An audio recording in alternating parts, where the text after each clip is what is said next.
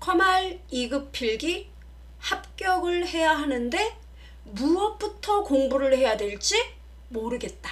이런 분들 모두 모이시기 바랍니다. 이 시간에는 컴알 2급 필기 핵심 요약만 쭉 정리하고 관련 기출문제를 풀어보는 알짜배기 시간이에요.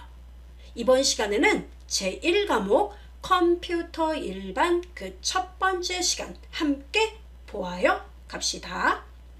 먼저 그 컴알 2급의 모든 내용을 다 뭐가 나올지 모른단 말이에요. 책을 한 권을 다 통째로 읽는다는 건 결코 좋은 생각이 아니에요. 그럼 시험이 어느 부분에서 나오는지 우리 먼저 알아봅시다. 네, 일단 보시면은 이렇게 각각의 파트를 나눌 수가 있습니다. 그럼 보시면은 컴퓨터 개요와 분류, 자료 표현, 이 부분은 가장 기본이 되는 부분이고 보통 2문제 정도 출제가 된다고 보시면 돼요. 문제 난이도는 굉장히 낮습니다. 쉬워요. 맞아줘야죠. 그 다음에 운영체제 개요와 특징은 어떨 땐 한 문제 아예 안 나올 때도 있어요. 우리는 가볍게 요약을 할 거예요. 그 다음에 이제 여기 컴퓨터 시스템과 관련해서 하드웨어에 대한 요소들, 즉 CPU, 주기억장치, 보조기억장치, 기타 기억장치 이런 애들은 시험에 잘 나와요. 2-3문제씩. 와, 그렇게 많이요? 그렇습니다. 그 다음에 이제 소프트웨어. 소프트웨어는 소프트웨어 분류하는 거 있죠? 그거 꼭 알아둬야 돼요. 시간이 없다. 소프트웨어 분류만 암기를 하세요. 반드시 나와요. 얘는 한두 문제 출제가 되고 있습니다. 올해도 2문제, 평균 2문제 정도 출제가 되고 있어요. 그 다음에 윈도우 10에 대한 그 내용들은요, 보통 한 5문제 통틀어서 5문제 정도 나온다고 보시면 돼요. 그 중에서도 이제 윈도우 10의 가장 기본적인 바로가기 아이콘이라든가 휴지통에 대한 거라든가 폴더의 복사, 뭐 이동, 폴더 옵션 이런 것들은 항상 나온다고 보면 돼요. 2-3문제 나오고요. 그 다음에 윈도우 10에서 인쇄를 해야 됩니다. 또 보안과 관련한 내용, 업데이트와 관련한 내용 이런 문제 한 2문제 정도. 보조 프로그램, 특히 메모장 이런 애들이 2문제 정도 나온다고 보시면 되겠습니다. 그래서 이번 시간에는 바로 이러한 내용들 갖고 여기서 참고로 윈도우 10의 인쇄와 관련한 내용, 보조 프로그램에 대한 것들 이런 것들은 다음 시간에, 즉 이 부분은 빼고 요 나머지 내용들 지금 이 시간에 함께 공부하고 최근에 출제된 문제, 최근이라는 거는 올해 출제된 문제까지 모두 다 관련 문제 풀어보고 여러분이 확실하게 이해하는 시간 가지시면 되겠습니다. 함께 볼까요? 고! 먼저 자료를 취급하는 그 형태에 따라 컴퓨터를 크게 2가지로 분류할 수 있습니다. 디지털 컴퓨터와 아날로그 컴퓨터예요. 디지털은 딱딱 끊어지는 걸 말해요. 0, 1 이렇게 딱딱 끊어지는 거. 이게 디지털. 아날로그는 지금 저의 목소리처럼 이게 딱딱 끊어지는 게 아니라 높이의 높낮이만 존재하는 거고 연속적인 어떤 파형을 그리는 그러한 데이터를 처리할 때 아날로그 컴퓨터를 사용합니다. 그래서 디지털은 논리 회로를 이용해서 작업을 처리하고 아날로그는 증폭 회로로 이루어져 있습니다. 그 다음 디지털은 4층 연산을 사용하는 데 비해 아날로그는 미적분 연산을 이용한다는 거. 요 정도 지금 따로 시간을 내서 외우지 마세요. 그냥 한번 슉 보기만 하세요. 어쩌다 나와요? 그 대신에 자료의 표현단이 보이죠? 이건 별표를 하셔야 됩니다. 잘 나오나요? 잘 나와요. 자, 일단 여러분 보시면은 비트라는 건 뭐냐면은 가장 최소 단위, 정보의 최소 단위. 사람으로 따지면 세포라고 보시면 돼요. 세포. 현미경으로 이렇게 보고 어때요? 세포를 보고 이게 너의 손이야. 믿을 수 있나요? 못 믿죠. 마찬가지예요. 정보를 구성하는 가장 최소 단위, 우리 이것을 비트 이렇게 불러요. 얘는 바이너리 디지트의 약어입니다. 그래서 0 또는 1, 한 비트에 0 아니면 1, 둘 중에 하나만 표시할 수 있습니다. 뭐의 최소 단위라고요? 비트가 정보. 그 다음에 우리도 세포를 붙잡고 이게 너의 손이야 못 믿죠? 그래서 이러한 세포를 모으고 모아요. 즉 비트를 모으고 모으면 8비트가 만들어지는 순간이 있겠죠. 이 8비트를 우리는 1바이트라고 불러요. 이 바이트는 문자 표현의 기본 단위가 됩니다. 영문자 하나는 1바이트, 한자와 한글은 2바이트. 2바이트는 몇 비트? 2, 8, 2, 16, 16비트. 그죠? 그리고 비트하고 바이트 사이에 이 과도기적인 그 단위가 있는데요. 바로 니블이라는 애가 있습니다. 뭐라고요? 니블, N-I-B-B-L-E, 니블. 니블은 4비트의 집합을 말해요. 여기서 퀴즈. 여러분 그러면 이 니블은 몇 비트일까요? 이 니블. 그게 8비트 아닌가요? 맞아요. 바로 4비트의 묶음이 1, 2불이니까 이 니블은 8비트. 그리고 이 니블은 1바이트. 맞아요? 네, 이렇게 알아두시면 되겠습니다. 그 다음에 워드는 CPU가 한 번에 처리할 수 있는 명령의 단위가 됩니다. 뭐가요? 워드. 알아두세요. 그래서 CPU가 한 번에 처리할 수 있는 작업의 단위 이러면 워드. 명령의 단위 이래도 워드. 됐죠? 그 다음에 필드는 파일 구성의 최소 단위로 레코드에 뭐가 된다? 구성 원소가 된다 이겁니다. 필드. 그 다음 이 필드가 모여서 즉 학생을 나타내는데 학생이 갖고 있는 것들 뭐 학번이라든가 이름이라든가 전화번호 이런 게 필드가 되고 학번은 뭐뭐 이름은 누구누구 전화번호는 몇 번 이렇게 하나의 그 필드에 데이터가 차곡차곡 들어가게 되죠. 그 하나의 온전한 정보를 우리는 레코드라고 불러요. 즉 필드가 모이면 뭐가 된다? 레코드. 그 다음에 이러한 레코드가 모여서 어떠한 서로 관련성 있는 학생에 대한 정보 이런 게 모이면 결국은 파일로 저장을 해야 되죠. 디스크에 즉 하드 디스크, USB 이런 데 저장하는 파일 이름 그것이 바로 파일이죠.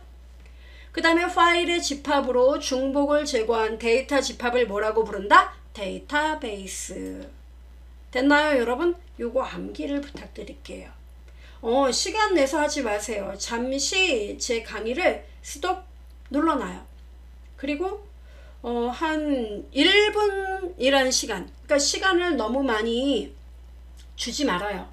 그러니까 1분 동안에 내가 이걸 외워야겠다. 그러면 그때 우리의 뇌세포는 가장 각성 효과가 뛰어납니다. 1분. 정해진 시간 1분이야. 시간 뭐 초침이 막 째깍째깍 돌아가요.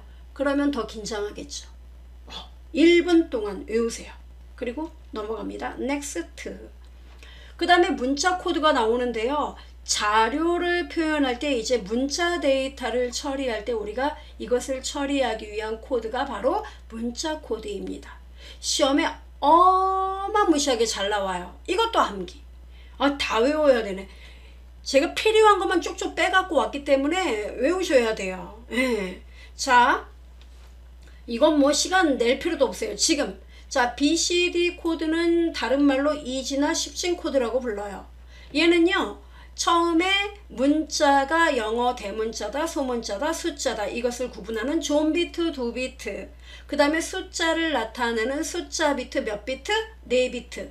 그러면 2비트하고 4비트 더하면 몇 비트? 6비트로 구성되어 있습니다. 6비트는 2의 6승, 즉 64가지의 서로 다른 문자를 표시할 수 있습니다. 누가요? BCD가. 이거부터 시험에 나와요. BCD 몇 비트라고요? 6비트. 6비트 어떻게 구성돼요? 존 비트 2개, 디지트 비트 4개. 됐죠? 그래서 몇 가지 문자? 64가지. 그러다 보니까 이 문자를 처리하는 데 있어서 BCD 코드가 많이 제약이 따르더라 이겁니다. 예. 그래서 처리해야 할 문자의 가지수를 더 늘리고 싶다. 그러면 방법은 뭐냐? 비트를 늘리면 된다. 그래서 등장을 한 것이 확장된 이진아 10진 코드. 예, 바로 Extended Binary Coded. 바로 EBCDIC 코드가 등장을 합니다. 얘는 확장된 이진아 10진 코드입니다. BCD 그대로 가는데 존 비트를 2비트 더 늘렸어요. 그래서 존 비트, 4비트, 디지트 비트, 4비트 더하면 몇 비트? 8비트. 그래서 EBCDIC 코드는 8비트이고요. 2의 8승 이꼴 256가지의 서로 다른 문자를 표시할 수 있습니다. 그래서 얘는요, 주로 대형 컴퓨터, IBM 기종의 대형 컴퓨터에서 많이 사용하고 있습니다. 됐죠? 이렇게 연결해요. 그 다음에 아스키가 나오죠. 아스키 코드가 시험에서 가장 많이 나와요. 이들 중에 탑이에요. 아스키 코드는 미국 표준협회에서 지정한 표준 코드예요. 우리가 문자를 전송할 때 가장 많이 쓰는 코드가 바로 아스키예요. 얘는 원칙적으로 7비트예요. 존 비트 3개, 디지트 비트 4개. 그래서 7비트. 128가지의 서로 다른 문자를 표시할 수 있습니다. 그리고 얘도 확장된 아스키 코드가 있는데 확장된 아스키 코드는 8비트까지 구성됩니다. 됐죠, 여러분? 그래서 문자, 데이터 전송에 가장 많이 사용하는 코드, 표준 코드 뭐라고요? 아스키. 아스키는 원래 몇 비트? 7비트. 그리고 확장된 아스키는 몇 비트? 8비트. 영문자, 대소문자 구분이 가능하다. 꼭 알아두시면 되겠습니다.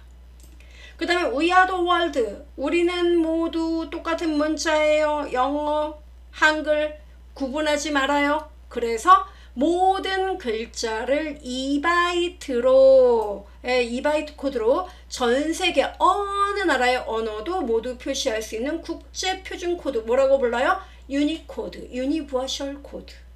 됐나요, 여러분? 기억하시면 되겠습니다. 자, 그리고 우리를 헷갈리는 코드 parity는 뭐냐면 데이터를 전송하다 보면은 에러가 발생하는 경우가 있습니다. 그러면 전송된 데이터가 에러가 있다 없다.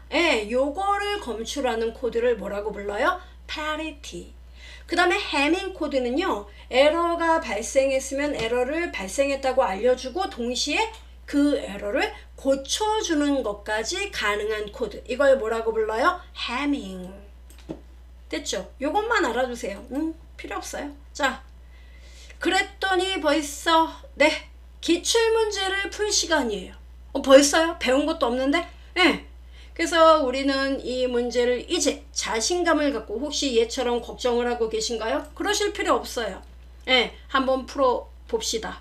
화이팅!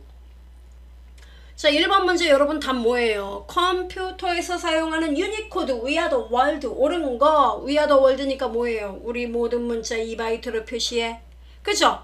표현 가능한 문자 수는 최대 2, 5, 6자 이렇게 나왔는데 얘는 최대 몇만 글자 2의 16승을 따져보세요, 여러분. 몇만 가지 글자가 나오죠. 에러 검출이나 교정은 해밍 코드.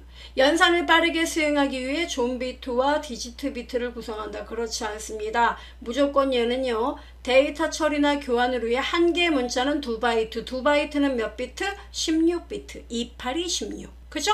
답 4번입니다. 2번 제가 글씨를 좀 진하게 했죠. 왜냐하면 2번 문제는 2016년도 문제에도 나왔었고 올해 문제도 출제가 됐었습니다. 다음 중 자료 구성 단위에 대한 설명으로 옳지 않은 겁니다. 틀린 거. 데이터베이스는 관련된 데이터 파일들의 집합을 말한다. 띵동. 워드는 컴퓨터에서 한 번에 처리할 수 있는 명령 단위를 말한다. 띵동. 니블은 4개의 비트가 모여 1개 니블을 구성한다. 어때요? 띵동. 비트는 정보의 최소 단위이며 옳고 5비트가 모여 1바이트 된다. 어느 부분 틀렸죠?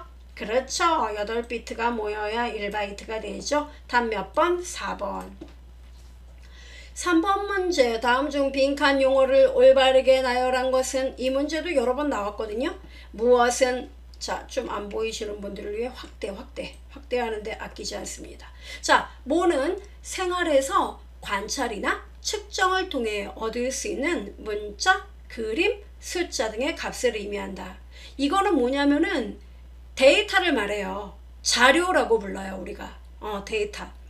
근데 이제 우리 빅데이터 개념 여러분 많이 들어보셨죠? 예. 그것처럼 이 어마무시한 이런 데이터에서 이것을 우리 업무에 좀 맞게끔, 예, 이거를 좀 이용 가능하게끔 이런 형태로 바꿔주면 이것은 인포메이션, 정보가 됩니다. 예, 정보가 돼요. 그리고 뭐란 정보통신 기술의 혁신을 바탕으로 경제와 사회의 중심이 물질이나 에너지로부터 정보로 이동하여 정보가 사회의 전 분야에 널리 확산되는 걸 말한다. 네, 이거는 정보화가 됩니다. 됐죠, 여러분? 네, 그럼 답은 몇 번이에요? 2번이 됩니다. 되셨죠? 4번 봅시다. 4번 문제는 다음 중 컴퓨터에서 사용되는 바이트에 대한 설명으로 옳지 않은 거. 바이트는 8비트로 구성된다. 딩동. 일반적으로 영문자나 숫자는 1바이트로 한 글자를 표현하고 한글 및 한자는 2바이트로 한 글자를 표현한다. 맞아요. 1바이트는 컴퓨터에서 각종 명령을 처리하는 기본 단위. 여러분 컴퓨터에서 각종 명령을 처리하는 기본 단위는 워드가 되죠? 예, 그래서 답은 몇 번이다? 3번. 1바이트로는 256가지의 정보를 표현할 수 있습니다. 예, 8비트 2의 8승 이꼴 256 맞습니다. 5번. 다음 중 컴퓨터 문자 표현 코드인 아스키 코드의 특징으로 옳은 것은 BCD 코드를 확장한 코드로 대형 컴퓨터에서 사용한다. 이건 뭡니까? EBCDIC.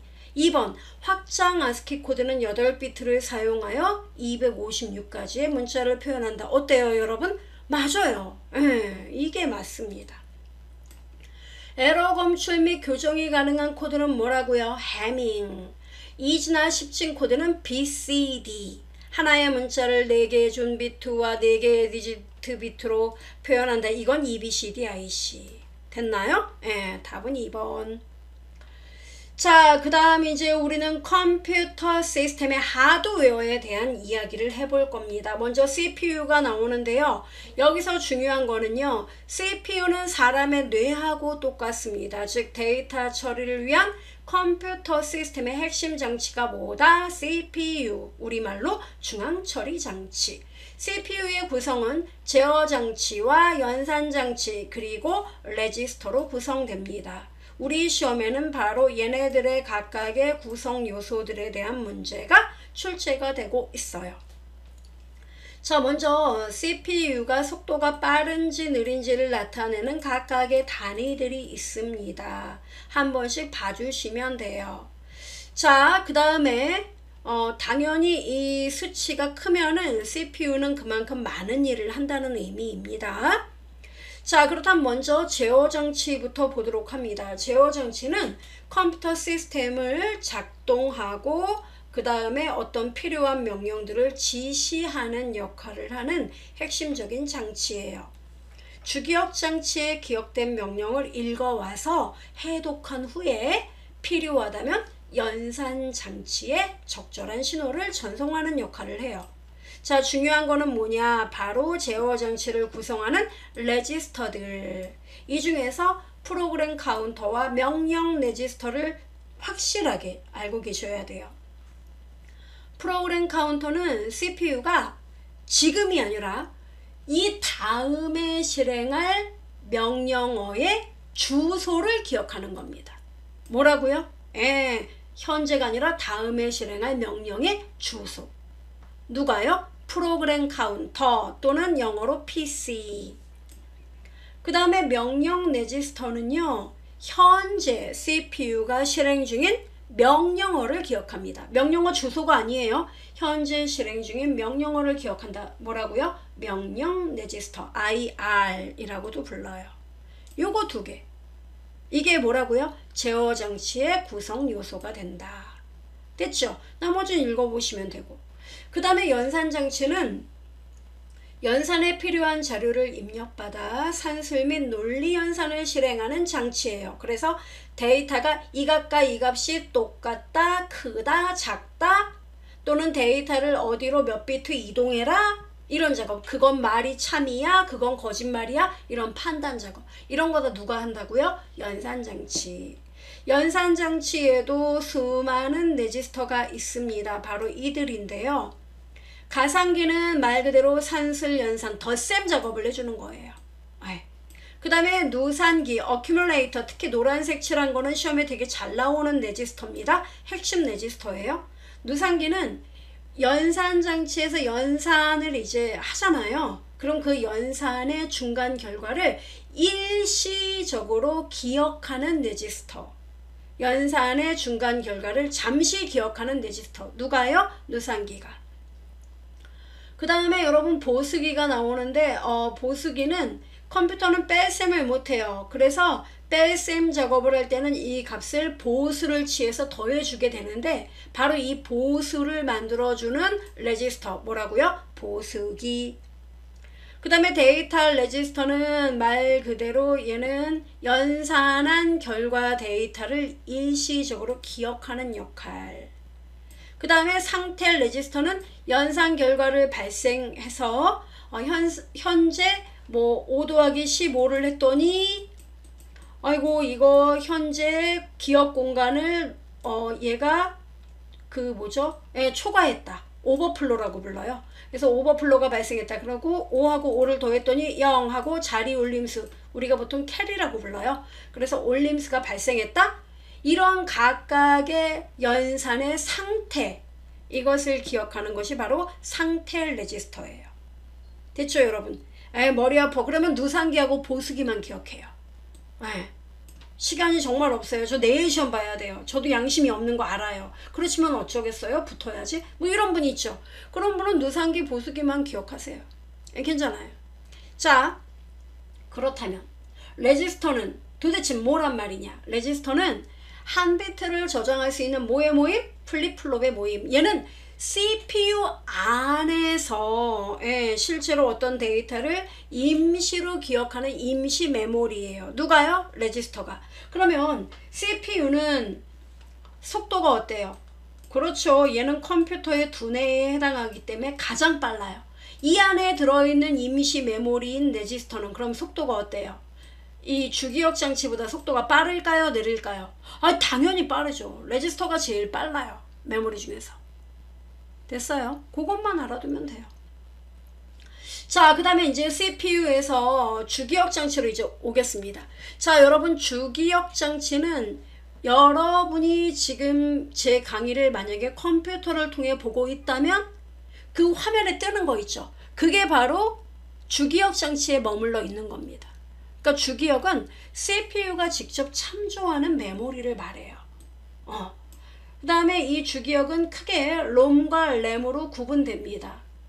뜻만 알아두면 돼요. 옛날엔 잘 나왔지만 요새 좀 약해요. 롬은 기억된 내용을 읽기만 합니다.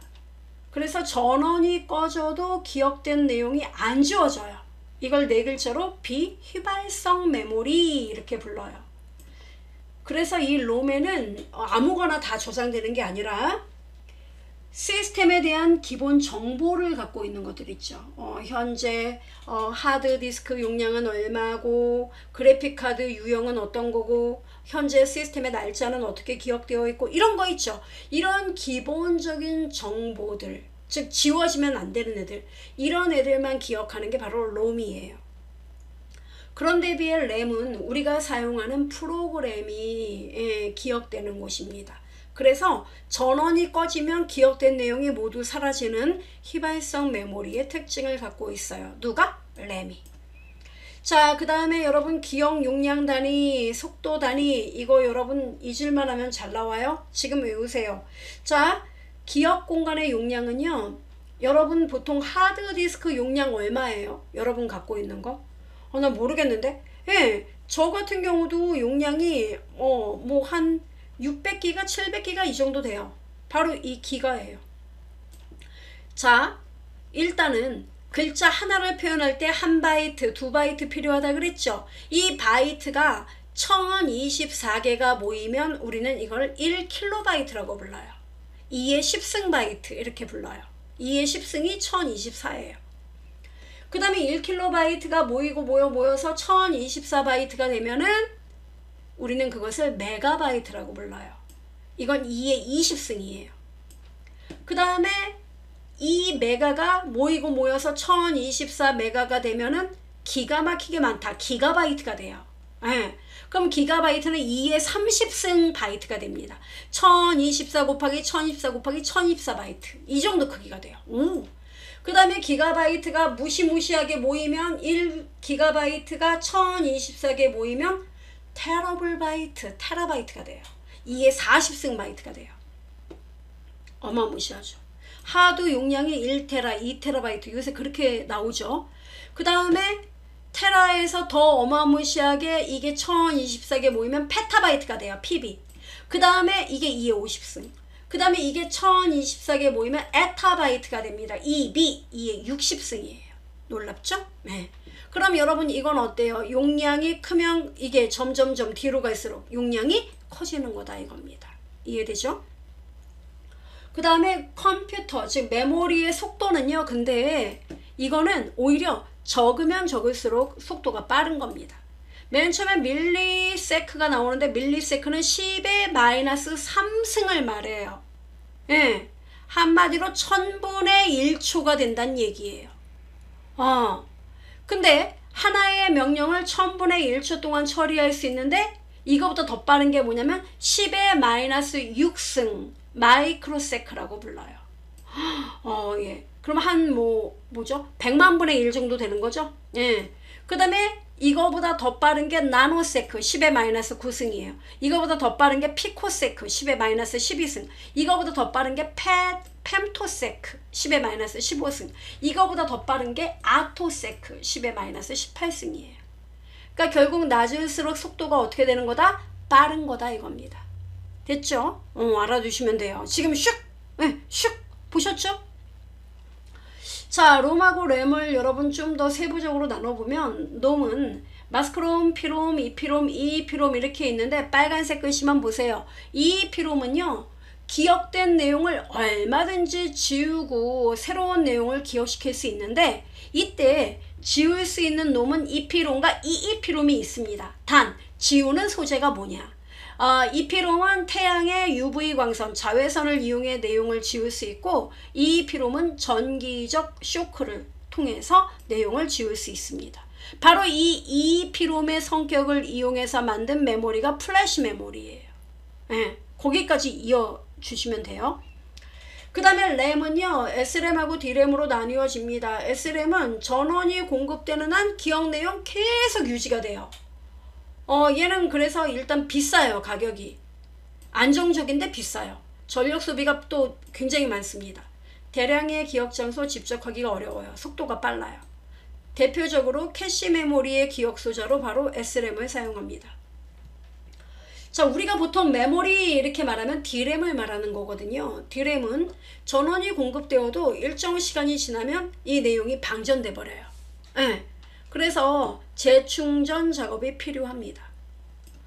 얘는 일단은 그 전력 소비가 SRAM에 비해 적고 가격이 SRAM에 비해 좀 저렴해요. 대량의 기억 장소를 집적하기가 쉬워요. 그래서 우리가 보통 메모리 말하면 DRAM을 말하는 겁니다. 주기억 장치 말하면 보통 DRAM을 말하는 거고요. 됐죠? 자, 그 다음 보조기억 장치는 뭡니까? 우리가 어떤 그 과제물을 작업을 하고 저장을 해요. 그럼 저장한다는 건 뭡니까? C 드라이브에 저장해, D 드라이브에 저장해, USB에 저장해 이런 거 있죠. 이게 다 보조기억 장치라는 얘기입니다. 즉 주기억 장치의 한정된 기억 용량을 보조하기 위해 사용하는 메모리. 얘는 전원이 꺼져도 파일 이름 저장하면 그거 다른 컴퓨터에 가서 꽂아도 뜨죠? 예, 전원이 꺼져도 내용이 안 지워져요. 자, 대표적으로 하드하고 SSD 있는데 우리 시험에 SSD가 훨씬 많이 나오죠? 예. 자, 하드는 디스크 표면을 전자기적으로 변화시켜 대량의 데이터를 저장합니다. 근데 얘 같은 경우에는 이렇게 회전을 하면서 저장을 해요. 마그네틱에. 저장을 하기 때문에 회전할 때 이 윙 소리 나죠. 소음이 커요. 그리고 충격에 약해요. 그래서 하드디스크 이렇게 어때요? 대리석 위에서 툭 떨어뜨리면 하드 깨졌다고 하죠. 이게 물리적으로 깨진 게 아니라 저장되는 공간에 문제가 생기는 걸 말합니다. 네. 그런데 비해서 SSD는 Solid State Drive라고 불러요. 얘는 디스크가 아니라 메모리. 예. 우리 이 주기억 장치처럼 메모리의 데이터를 기록하기 때문에 불량 섹터가 발생하지 않고요. 하드디스크에 비해서 발열이라든가 소음이라든가 전력 소모가 적고 외부 충격에도 강해요. 그리고 이 노트북에 들어가는 SSD는 여러분 우리 엄지손가락 요 정도 크기밖에 안 돼요. 소형화, 경량화할 수 있습니다. 단 하드에 비해서 가격이 좀 비싼 편이죠.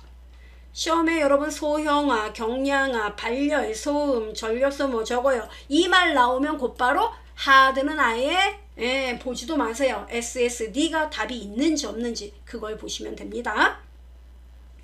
자, 그다음 기타 메모리의 캐시 시험에 어마무시하게 많이 나왔죠. 지금도 많이 나오고 과거에도 많이 나왔습니다. 캐시는요. CPU는 속도가 아까 분명히 뭐라 그랬어요. 제일 빨라요.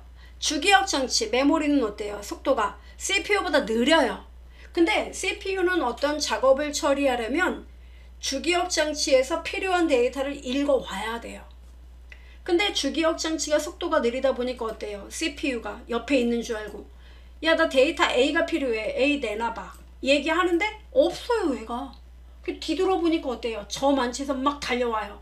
아, 기다려 이렇게. 그러면 CPU는 어때요? 기다려야 되죠. 그러면 사용자 입장에선 어때요? 모래시계만 돌아가고 화면에 어떤 결과도 나오지 않으니까 아, 컴퓨터 느리네 느려. 이렇게 불평불만이 생긴다는 겁니다. 그래서 캐시는 뭐냐면 CPU와 주기억 장치 사이에 이 사이에 얘보다 속도가 빨라요. 훨씬 빨라요. 주기억보다 빠르고 CPU보단 약간 늦어요.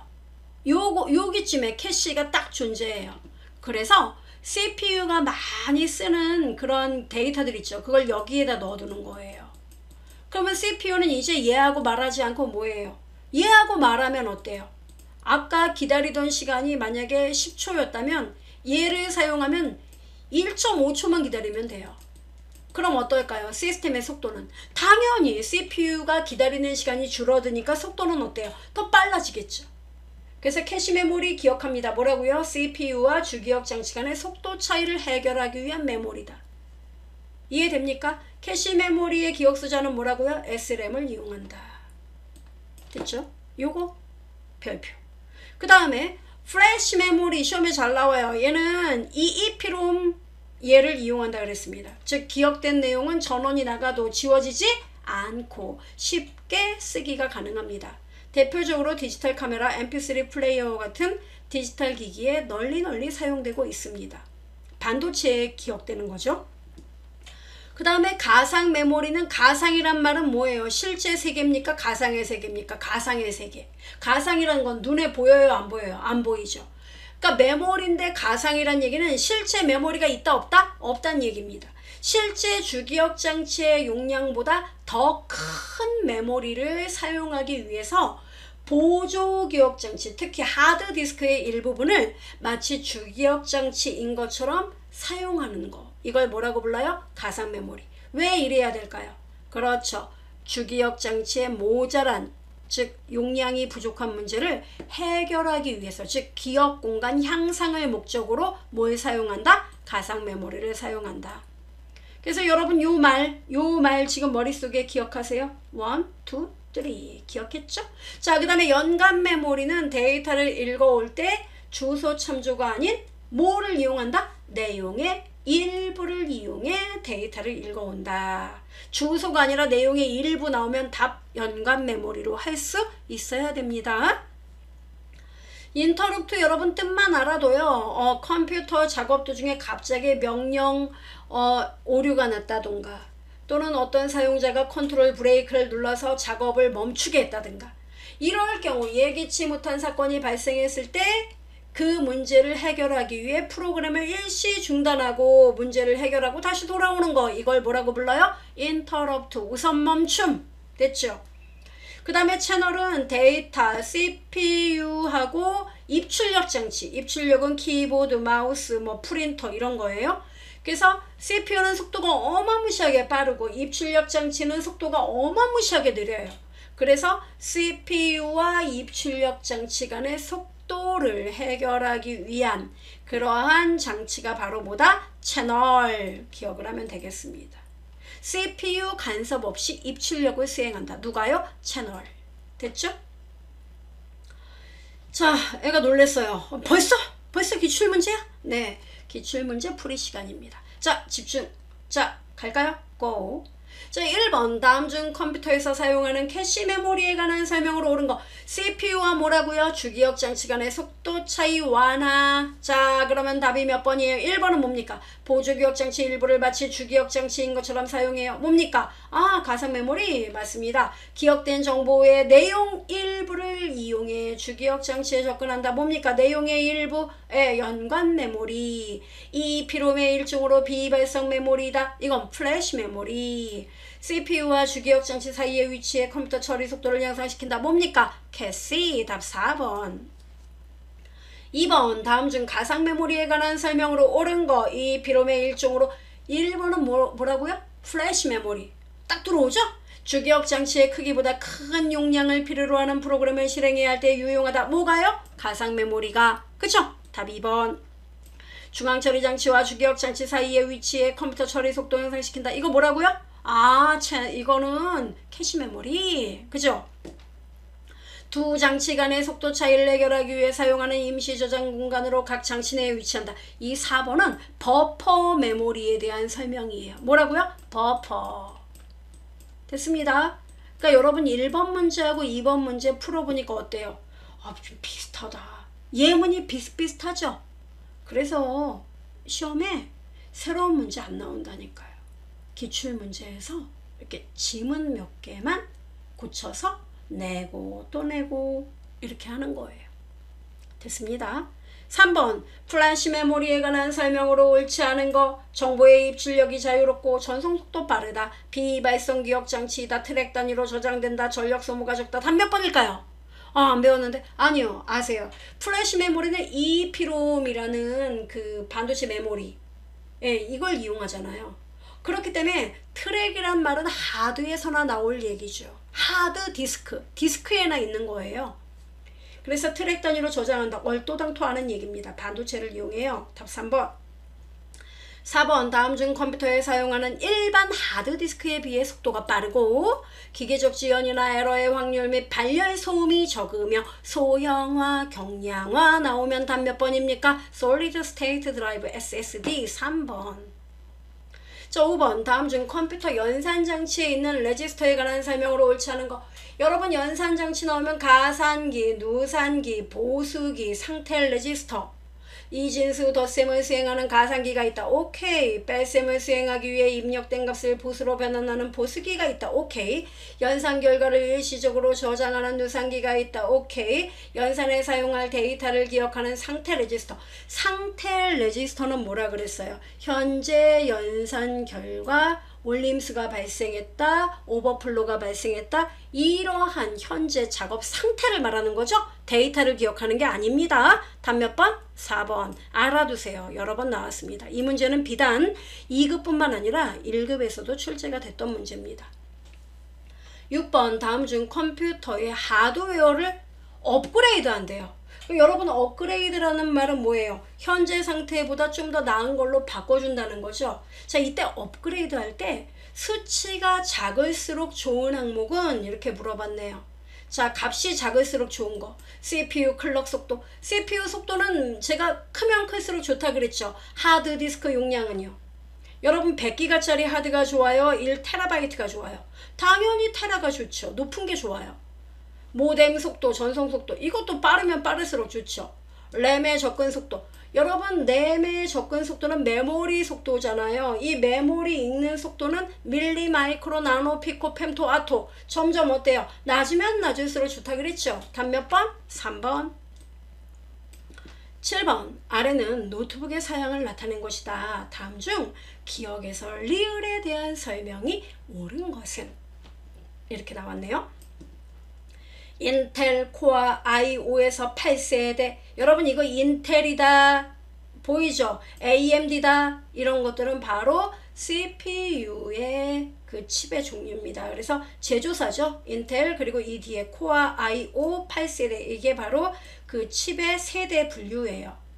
그래서 이거는 CPU는 다른 말로 프로세서라고 부릅니다. 얘는 프로세서의 종류를 말하는 거고요. 니은 인텔 UHD 그래픽스 620 그래픽이란 말 나오죠. 우리가 보통 그래픽 처리 장치 GPU 뭐 이런 거 얘기하는데 이건 그래픽 카드예요. 그래픽이라는 건 뭡니까? 결국 해상도, 즉 화면에 표시되는 걸 말하는 거죠. 디스플레이. 그래서 디스플레이 크기와 해상도를 나타내는 거 니은입니다. 그 다음에 16기가 DDR4 램이 나왔네요. 이거 뭡니까? 주기억 장치 메모리. 그죠? 그래서 우리가 보통 주기억 장치는 메모리라고 불러요. 메모리 종류 그리고 용량 16GB짜리의 DDR4 램이다 이런 뜻입니다. 그 다음에 SSD 256GB 뭡니까? Solid State Drive 바로 보조 기억 장치 저장 장치죠. 저장 장치 용량 SSD로 256GB짜리. 됐죠? 따라서 몇 번이 답이다? 4번이 답입니다. 그 다음에 8번. 다음 중 컴퓨터의 연산 장치에 있는 누산기에 대한 설명으로 옳은 거. 여러분 누산기는 뭐예요? 연산 결과를 일시적으로 기억하는 장치. 그죠? 답 몇 번? 1번.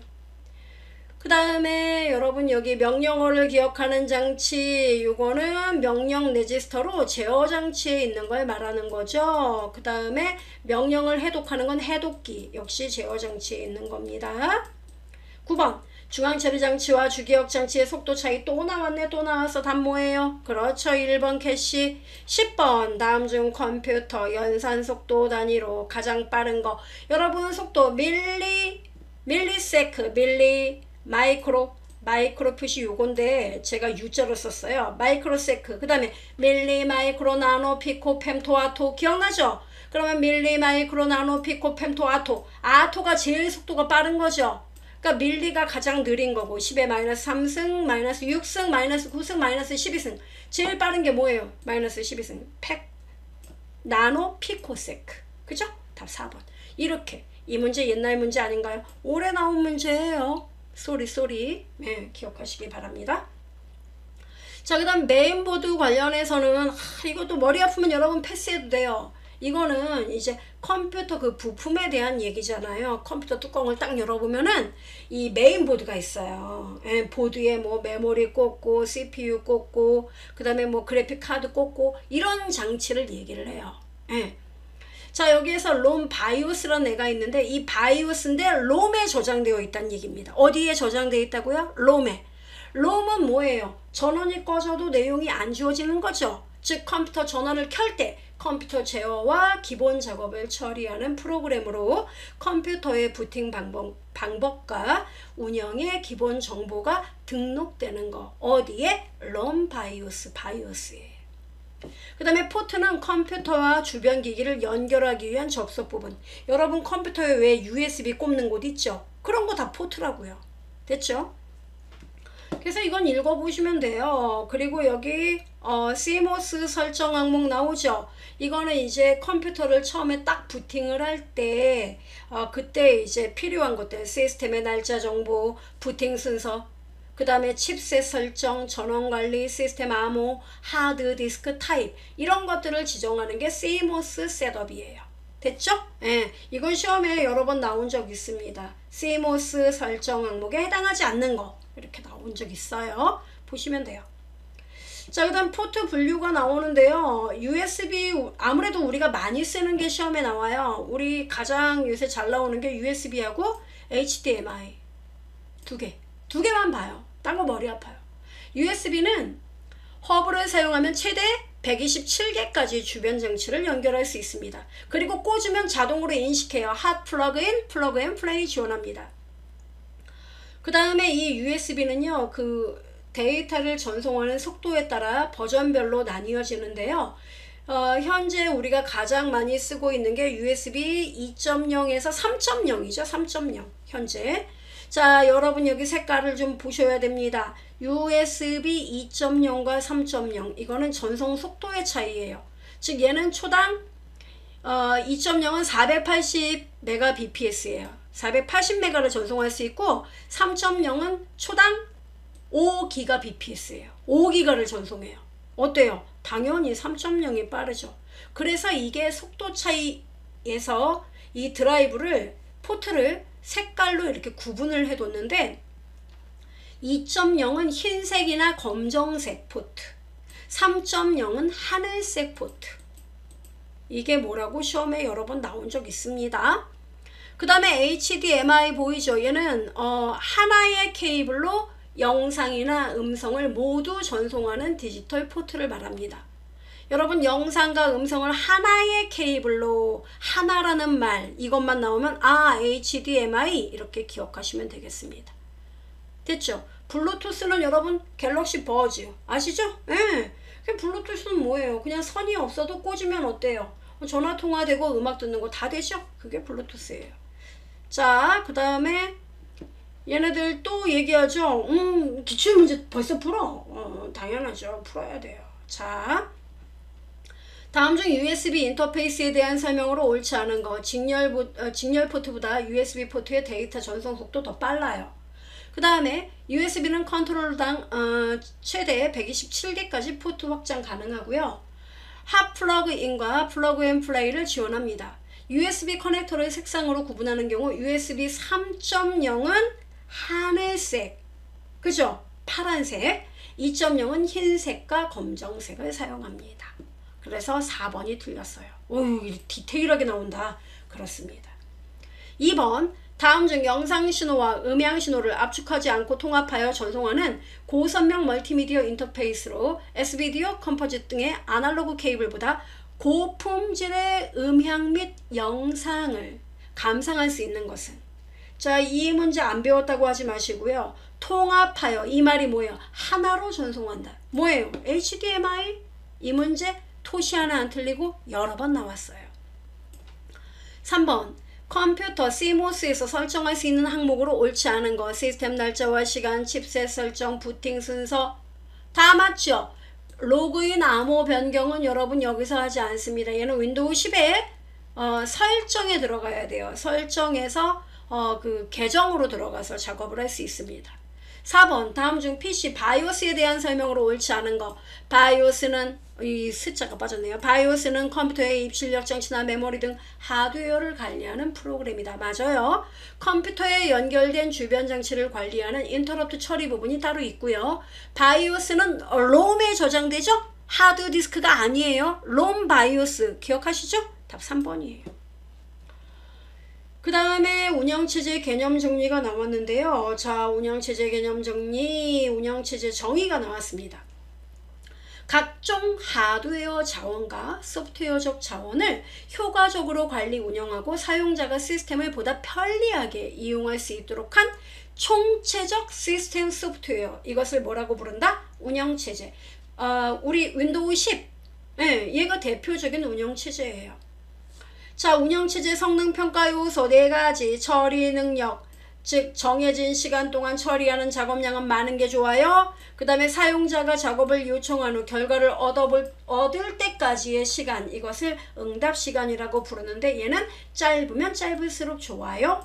그 다음에 시스템을 얼마나 빠르게 사용할 수 있느냐, 사용 가능도, 얘는 높으면 높을수록 좋아요. 주어진 문제를 얼마나 정확하게 처리하느냐, 신뢰도, 당연히 높은 게 좋겠죠.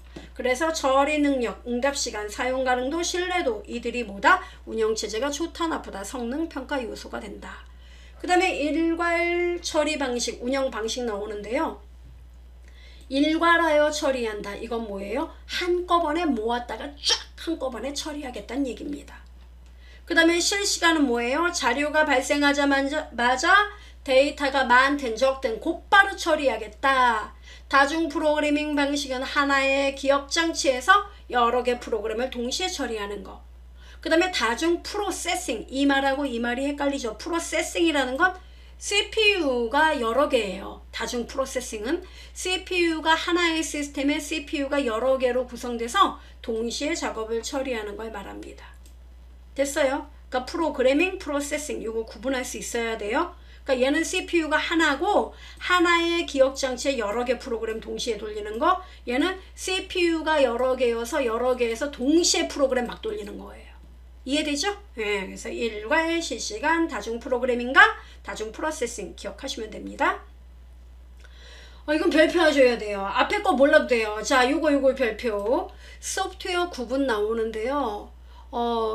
이 소프트웨어는 여러분 프로그램을 말하는 겁니다.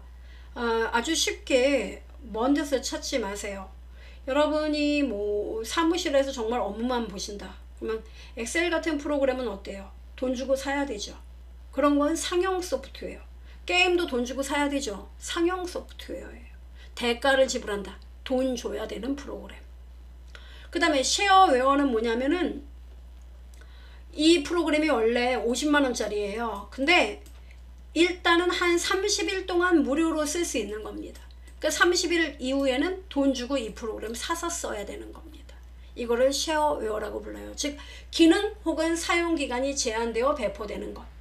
그 다음에 공개 소프트웨어는 누구나 다 무료로 사용할 수 있는 프로그램, 공짜 프로그램. 그 다음에 데모 버전 나오죠. 이거는 정식 프로그램의 기능을 홍보하기 위해서 사용하는 거죠. 주로 이제 게임 같은 거 있죠. 게임 프로그램. 그거 홍보하기 위해서 한번 써봐. 근데 실제로 여기서 막 적군하고 막 싸우는 거, 막 점수 올라가는 거 이런 거는 제한해 두자는 거죠. 그 다음에 패치는 반창고예요. 반창고는 왜 붙이죠? 어디 상처가 났을 때 붙이는 거죠.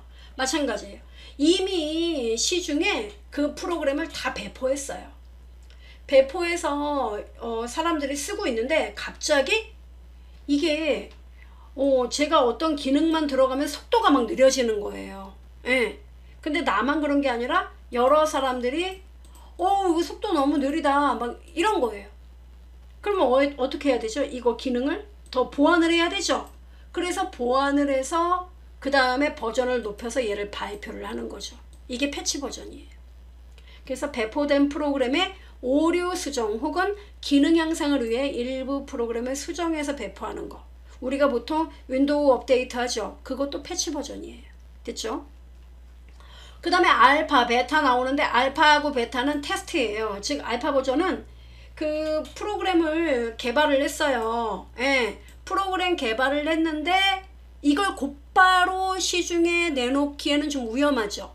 그래서 뭘 하냐면은 그 제작회사에서 개발자들이 여기 다 이렇게 지켜보는 가운데 그 회사 안에 몇 명의 테스터 사람들, 뭐 10명이면 10명 이렇게 테스터 요원들이 들어와서 이 프로그램을 돌려보는 거예요.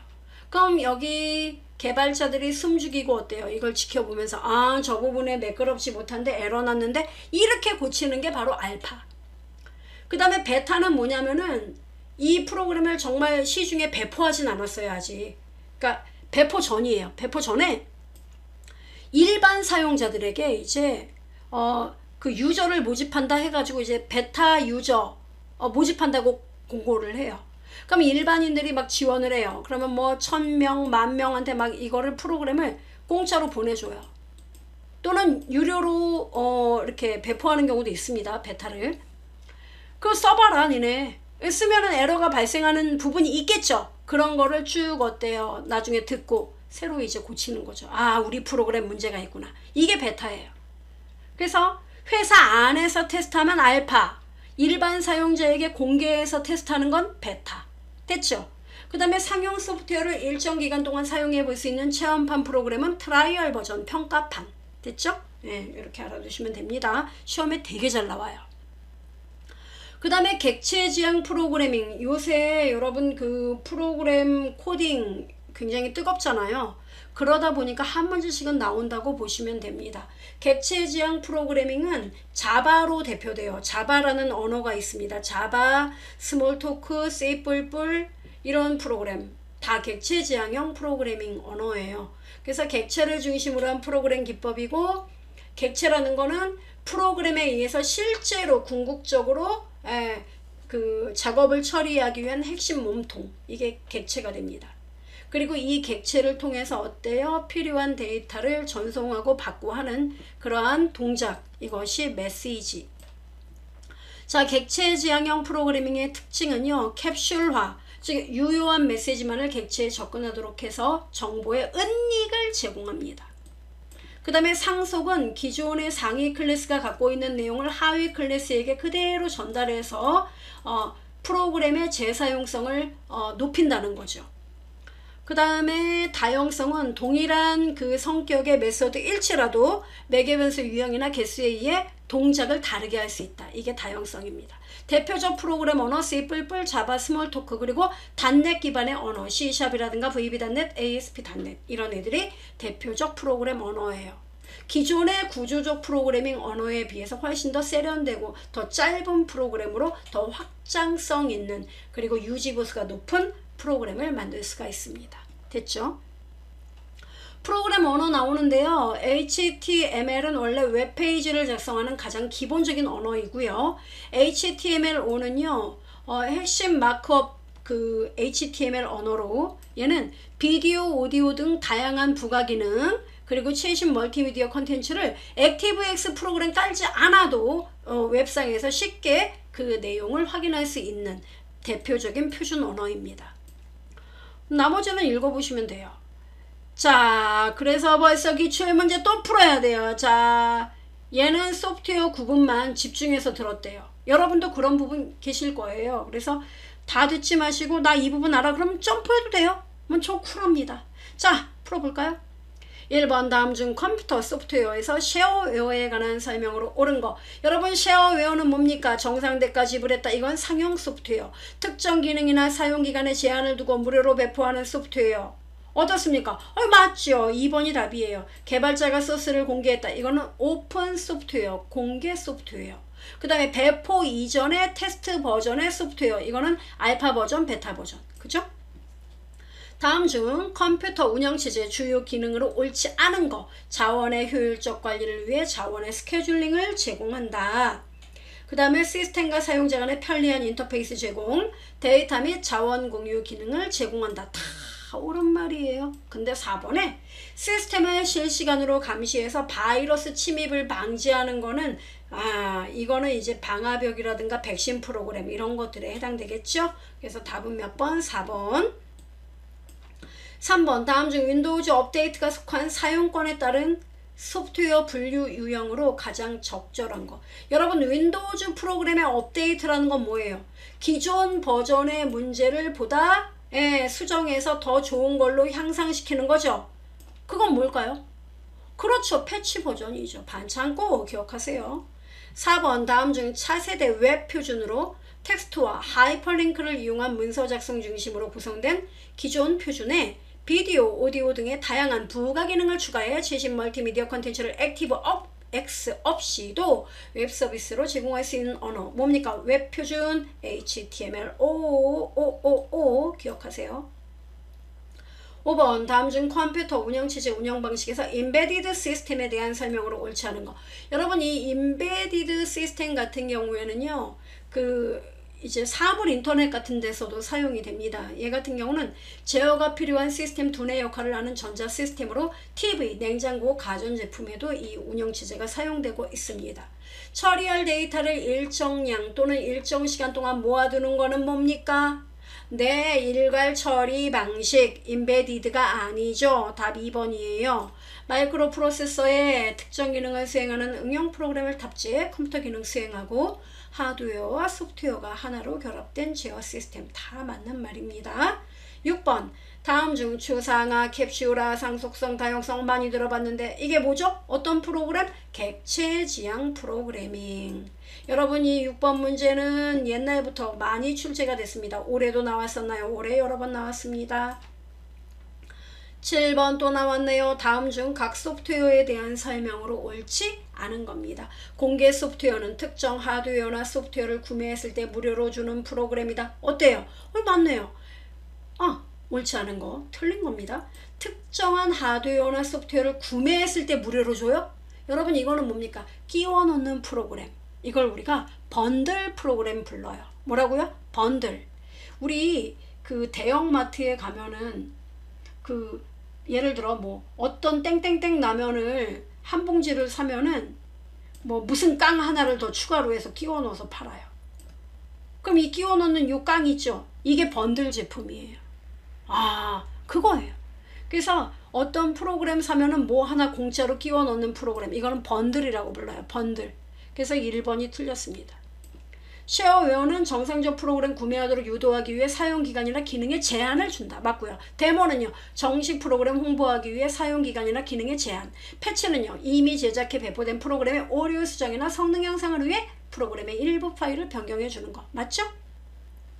8번 다음 중 컴퓨터 소프트웨어 개발을 위한 객체 지향 언어에 관한 설명으로 옳지 않은 겁니다. 데이터와 그 데이터를 처리하는 함수를 객체로 묶어서 문제를 해결하는 언어이다. 아유 띵동. 대표적 객체 지향 언어로는 베이직, 파스칼, C가 딴딴딴딴. 여러분 베이직, 파스칼, C 언어는 전통적인 구조적 프로그래밍 기법의 언어들입니다. 대표적인 객체 지향 언어는 C++, 자바, 스몰토크 이런 애들이 있어요. 시스템 확장성이 높고 정보 은폐 용이하고 상속, 캡슐, 추상화, 다양성을 지원합니다. 띵동. 답 2번. 자, 이제 윈도우 10에 대한 핵심 정리예요. 자, 여러분 바로가기 아이콘 나오는데 이 윈도우 10 여러분 이 자체만으로 책 한 권을 써요. 우리는 뭡니까? 필요한 것만 몇 개만 딱 정리하고 끝낼 거예요. 바로가기 아이콘 시험에 무지막지하게 잘 나와요. 바로가기 아이콘은요. 제가 직접 보여드리죠. 윈도우 로고랑 알파벳 D 누르면 바로 바탕화면으로 가요. 아, 이게 바로가기 키예요. 그러면 여러분 여기서 보면은 이렇게 아이콘에 어떤 애는 왼쪽에 이렇게 꺽쇠 모양의 화살표가 없는데 어떤 애는 있단 말이에요. 바로 요런 애들이 바로가기 아이콘이에요. 이 바로가기 아이콘은 뭐냐면 원본 프로그램은 어디 있는지 몰라요. 예. 그리고 이 프로그램만 대신 어때요? 바로가기 아이콘을 따닥 누르면 원본 프로그램을 자극해서 실행을 시키는 거예요. 아, 그래서 보시면은 원본 프로그램이 바로가기 아이콘이 아니에요. 그렇기 때문에 원본 프로그램 하나에 대해 바로가기 아이콘은 이렇게 여러 개를 만들 수 있고 이름도 다르게 지정할 수 있습니다. 이해돼요? 그럼 여러분 만약에 원본이 제거되면 어떻게 될까요? 원본이 제거되면 바로가기 아이콘을 아무리 실행해도 얘를 따닥 누르면 원본으로 연결되는데 원본이 없기 때문에 실행이 안 되죠. 그쵸? 예, 그걸 알아두시면 됩니다. 그리고 얘는 원본이 아니기 때문에 우리가 이 바로가기 아이콘의 위치를 옮긴다 해도 원본은 전혀 영향을 받지 않아요. 그게 결론입니다. 자, 윈도우 로고랑 D 누르면 다시 원래 상태로 돌아오겠지요. 자, 그래서 여러분 여기 위치에 대한 파일이나 폴더 위치에 대한 정보를 담고 있는 파일로 확장자는 뭐다? LNK. 왼쪽 아래 꺾인 화살표가 표시되고요. 그 다음에 그 원본 하나에 대해서 여러 개의 바로가기 아이콘 만들 수 있고 이름도 각기 다르게 할 수 있습니다. 그 다음에 바로가기 아이콘 삭제해도 원본은 전혀 영향받지 않죠. 근데 그 반대 원본이 제거되면 바로가기 아이콘 아무 쓸모가 없습니다. 바로가기 아이콘 삭제해도 원본이나 폴더가 원본 파일이나 폴더는 삭제되지 않습니다. 바로가기 아이콘을 이동해도 원본 파일이나 폴더 위치에 대한 정보는 변경되지 않아요. 기억하셔야 됩니다. 자, 바로가기 그 아이콘을 만드는 방법들 나옵니다. 마우스 오른쪽 눌러서 쭉 끌어가지고 여기에 바로가기 아이콘 또는 컨트롤 시프트 하고 원본 파일을 찍 끌면은 그 위치에 바로가기 아이콘이 만들어져요. 또는 마우스 오른쪽 눌러서 바로가기 메뉴에서 바로가기 만들기 이거 눌러도 됩니다. 됐죠? 자, 핵심 바로가기 키 나옵니다. 윈도우 로고랑 D 누르면 바탕화면을 표시하거나 숨기는 거 방금 전에 보여드렸고요. 윈도우 로고랑 E 누르면 파일 탐색기가 실행됩니다. 윈도우 로고랑 I를 누르면 설정 작업으로 이동되고요. 윈도우 L은 계정 전환 작업, 윈도우 M은 모든 창 최소화, 윈도우 R은 런이에요. 실행창 열기, 윈도우 S는 서치예요. 검색창 열기. 됐죠 여러분? 그 정도 기억하시면 돼요. 나머지는 필요 없고. 그 다음에 바로가기 키 나옵니다. F2는 이름을 바꿔라. F3은 파일을 찾아라. 그 다음에 여러분 여기 컨트롤 C하고 X는 복사, 잘라내기, 컨트롤 V는 붙여넣기 기억하시면 돼요. 작업 관리자는 컨트롤 Shift ESC, 컨트롤 ESC 또는 윈도우 로고 키는 시작 메뉴를 실행하는 거, Alt F4는 실행 중인 현재 창을 종료하는 거. 그죠? Alt 탭, Alt ESC는 프로그램, 우리 윈도우 10에서는 앱이라고 불러요. 앱 간의 작업 전환. Alt 엔터는 선택된 항목의 속성 창을 실행을 합니다. 이해되죠? 그 다음에 작업 표시줄 나오는데요. 여러분 작업 표시줄은 어떤 거냐면은 여기 보여드리죠. 여러분 여기 화면에 작업 표시줄 표시, 바로 요 줄이 작업 표시줄이에요. 작업 표시줄 마우스 오른쪽 누르면은 이렇게 바로가기 메뉴가 나오는데 우리 시험에 이것도 나와요. 자, 작업 표시줄 바로가기 메뉴에 나타나는 애들, 작업 관리자로 갈 수도 있습니다. 작업 표시줄을 잠글 수도 있어요. 작업 표시줄 설정할 수 있습니다. 그리고 창과 관련해 계단식으로 창을 배열할 수 있고, 창 가로 정렬, 창 세로 정렬, 바탕화면 보기, 이런 메뉴가 있다는 거 지금 쭉 스캔하세요. 쭉 보셨나요? 예. 자, 그 다음에 여러분 여기 작업 표시줄에서 이런 작업을 할 수 있습니다. 여기 이렇게 경계선에 갖다 놓고 쭉 누르면 어때요? 이 작업 표시줄의 크기를 화면의 2분의 1 크기만큼 늘릴 수 있고요. 그 다음 작업 표시줄을 여러분이 원하는 곳으로 상하 좌우 이렇게 이동할 수도 있게 됩니다. 됐어요? 단, 작업 표시줄이 잠기면 이와 같은 작업을 못한다는 거죠. 됐어요? 자, 작업 표시줄은 설정에, 개인 설정에 작업 표시줄 눌러서 이렇게 작업 표시줄을 잠글 수도 있고, 그 다음에 자동 승김을 할 수도 있고, 보이죠? 그 다음에 작업 표시줄의 각각의 앱의 아이콘들을 작게도 할 수 있습니다. 됐어요, 여러분? 그 다음에 작업 표시줄의 위치도 지정할 수 있게 됩니다. 됐어요? 그래서 여러분 이런 내용들 쭉쭉쭉 눈여겨보시면 되겠습니다. 자, 시작 메뉴는 모든 작업이 시작되는 곳이죠. 그래서 시작 메뉴는 컨트롤 ESC 또는 윈도우 로고 키, 이걸 누르면은 시작 메뉴가 나타나게 됩니다. 바로 얘네들이에요. 이 시작 메뉴는 여러분이 설정에 들어가서 이 시작 메뉴의 이 앱을, 자, 이게 다 앱들이에요. 앱을 화면에 나타나게 할 것인지 나타나게 않게 할 것인지 이것을 여러분이 지정을 할 수도 있습니다. 어디에서? 설정에서 개인 설정의 시작 이렇게 누르면은 여기서 이렇게 앱 목록을 표시할 거냐, 최근에 추가된 앱을 표시할 거냐 말 거냐, 사용자가 많이 사용하는 앱을 표시할 거냐 말 거냐, 이런 것들을 결정할 수 있게 됩니다. 그냥 가볍게 제 얘기만 듣기만 하세요. 그 다음에 파일 탐색기 나오는데요. 파일 탐색기는 여러분 탐색창, 그 다음에 파일 영역창, 그리고 여기는 검색 상자 단축키 이렇게 뜹니다. 검색 상자예요. 근데 여러분 여기서 요거를 기억하셔야 돼요. 자, 단축키 윈도우 로고랑 E 누르면 파일 탐색기가 열려요. 이렇게 열리죠. 자, 여기가 탐색창이에요.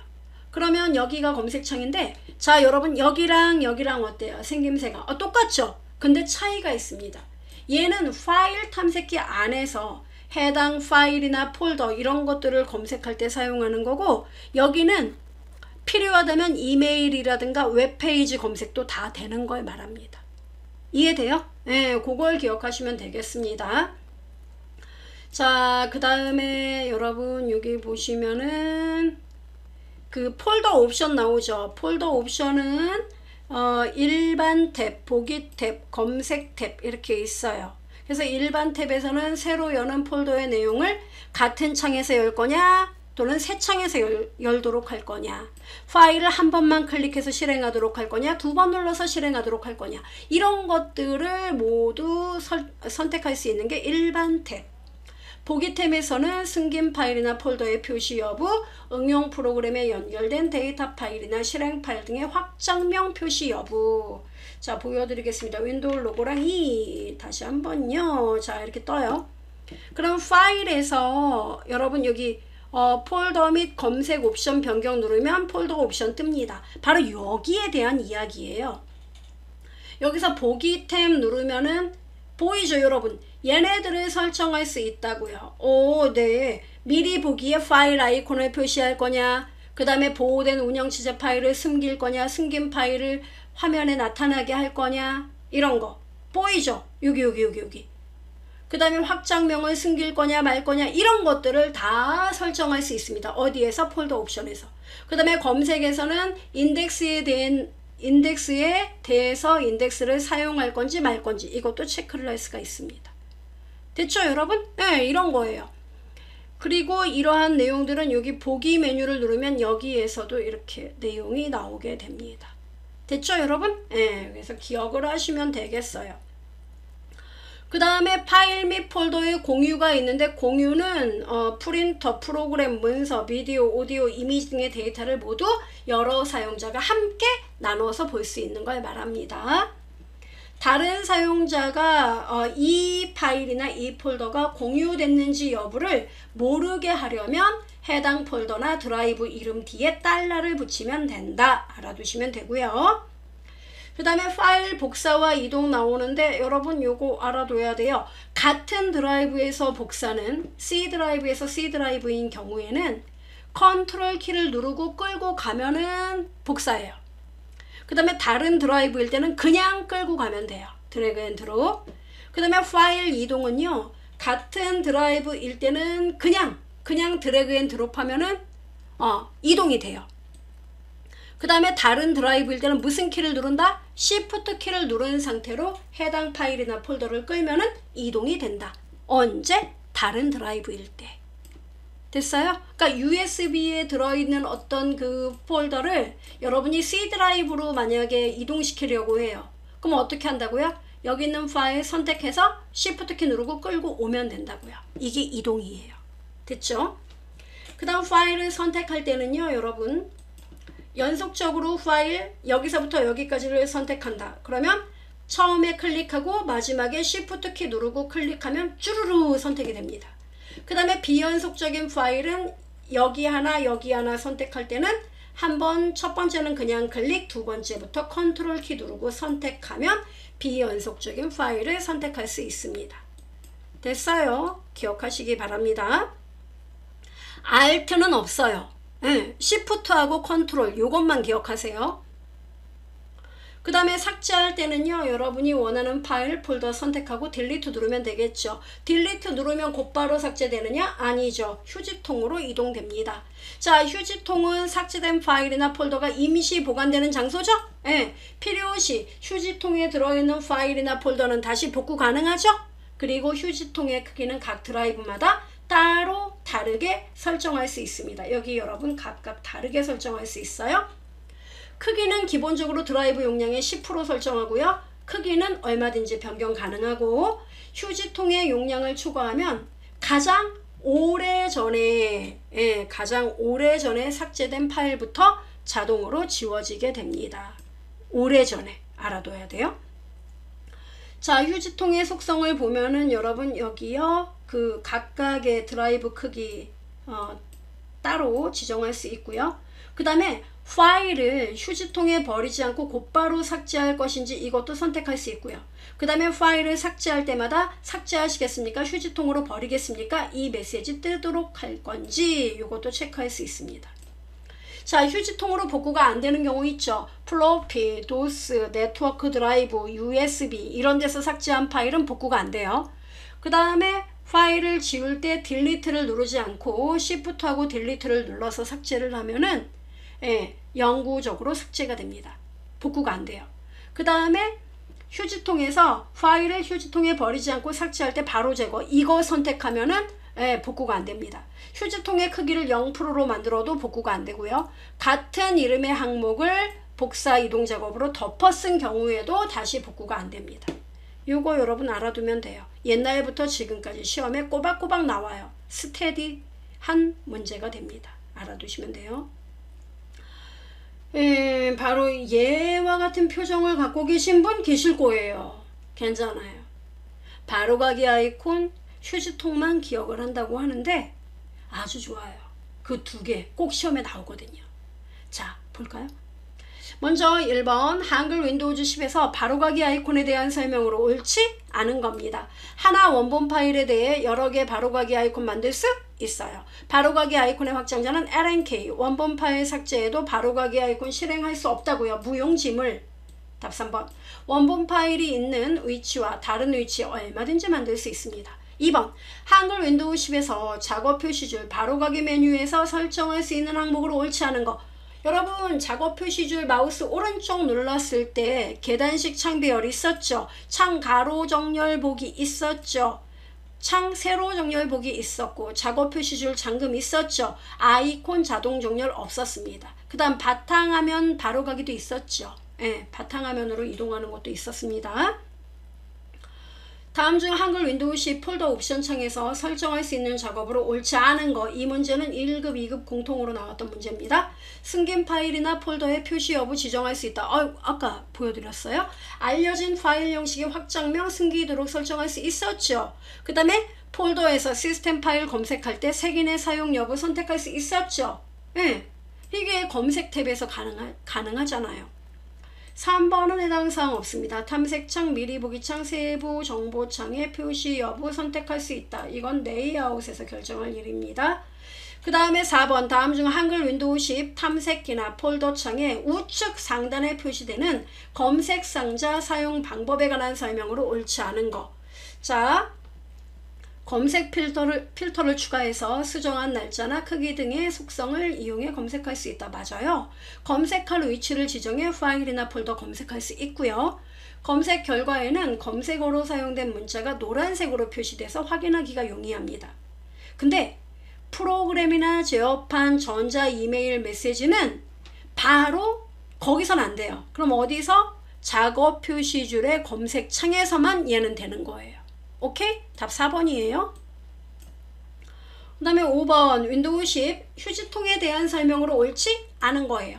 휴지통의 파일이 실제 저장된 폴더 위치는 일반적으로 C 드라이브의 recycle.bin 맞고요. 휴지통 속성에서 파일이나 폴더가 삭제될 때마다 삭제 확인 대화 상자가 표시되지 않도록 설정할 수도 있겠죠. 그 다음에 휴지통에 지정된 최대 크기 초과하면 보관된 파일 중에 가장 용량이 큰 게 아니라 가장 오래된 파일부터 자동 삭제된다고 했죠? 네, 3번입니다. 이 문제도 1급, 2급 공통이었습니다. 그 다음에 6번 윈도우즈에서 파일을 선택한 후 컨트롤 Shift 누르고 걔를 막 이렇게 끌었어요. 그럼 어떻게 된다 그랬죠? 컨트롤 Shift 누르고 원본을 쭉 끌어다 놓으면 그렇죠. 바로가기 아이콘이 생기죠. 답 1번이에요. 7번 파일이나 폴더를 복사하거나 이동하는 방법으로 옳지 않은 것은 폴더를 마우스로 선택해서 동일한 드라이브에 같은 C 드라이브에 다른 폴더로 끌어서 놓으면 이동이 된다. 여러분 같은 드라이브에선 어때요? 끌어다 놓으면 이동되는 거 맞지요? 네, 다른 드라이브일 때는 Shift 키 누르고 끌면 이동되고요. 그죠? USB에 저장되어 있는 파일을 마우스로 선택한 후 바탕화면, 이러면 바탕화면은 C 드라이브고 USB는 또 다른 드라이브가 달라요. 그러면 끌어다 놓으면 복사되는 거 맞죠 여러분? 네. 그 다음에 파일을 마우스로 선택하고 컨트롤 키 누른 채 같은 드라이브의 다른 폴더로 끌어다 놓으면 복사되지요. 폴더를 마우스로 선택하고 Alt는 안 키워요. Alt 키를 누른 채 같은 드라이브의 다른 폴더로 끌어다 놓으면 이동이 된다. 이렇게 나왔는데 여러분 같은 드라이브에 이동할 때는 그냥 Shift 키 여러분 누르든가 그냥 끌어다 놓으면 이동돼요. 같은 드라이브잖아요. 그럼 그냥 끌어다 놓으면 이동됩니다. 됐어요. 그래서 여러분 답은 4번이에요. 즉 이 1번하고 여러분 똑같은 지문이에요. 동일한 드라이브, 같은 드라이브 똑같은 말 아니에요? 그러니까 이동시키려면 그냥 끌어다 놓으면 돼요. 됐죠? 답 4번. 헷갈린다. 헷갈릴 필요 없어요. 그러니까 이렇게 이동하고 복사 작업엔 Alt 키가 절대 들어올 수 없어. 이렇게 기억해요. 그게 1차적인 암기예요. 그 다음에 좀 더 디테일하게 이제 들어가면 같은 드라이브끼리는 복사는 컨트롤 키, 그냥 끌면은 이동. 됐죠? 그 다음에 다른 드라이브끼리는 그냥 끌면 복사, Shift 키 Shift 키를 누르고 끌면 이동. 됐죠? 그렇게 기억하면 돼요. 8번 윈도우에서 사용하는 바로가기 키에 관한 설명으로 옳지 않은 거. 컨트롤 ESC는 시작 메뉴, Shift F10 선택한 항목의 바로가기 메뉴, Alt 엔터는 선택한 항목의 속성 창이 실행되는 겁니다. 답 3번이에요. 윈도우 로그하고 E는 파일 탐색기 맞습니다. 자, 9번 폴더의 속성 창에 대한 설명으로 옳지 않은 겁니다. 이건 또 제가 보여드려야겠네요. 여러분 이거 속성 창 같은 경우는요. 자, 제가 아무거나 하나 오른쪽 눌러서 이렇게 속성이 있단 말이에요. 드라이브에서 들어갑시다. 자, 확실하게 보면 좀 도움이 되겠죠? 자, 이렇게 오른쪽 눌러서 속성 들어가요. 그럼 보시면 어떻습니까? 그 폴더에 할당된 그 내용들 나와요. 이 폴더 안에는 파일이 158개가 있고 폴더가 하나 있습니다. 그 다음에 이 폴더를 만든 날짜가 나와 있고요. 날짜, 시간. 그 다음에 이 폴더를 읽기 전용으로 할 것인지 숨김으로 할 것인지, 위치, 크기. 보이죠? 이런 게 나와 있는 겁니다. 이게 속성이에요. 자, 그러면 여러분 보셨으니까 폴더가 포함하고 있는 파일 폴더 및 파일의 개수를 알 수 있다. 맞죠? 폴더의 특정 하위 폴더 삭제할 수 있습니까? 삭제는 안 돼요. 답이 2번이에요. 내용만 확인. 그 몇 개다. 요것만 알 수 있어요.